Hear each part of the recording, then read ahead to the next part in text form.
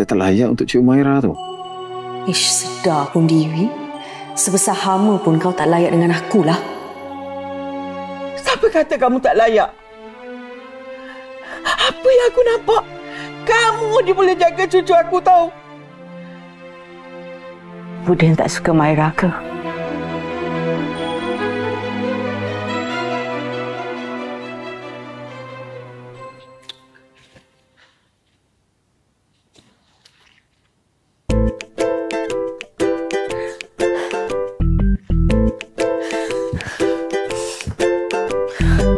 Tak payah paksa dia.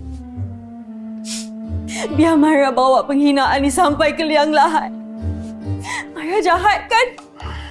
Siapa nak kahwin dengan Maira?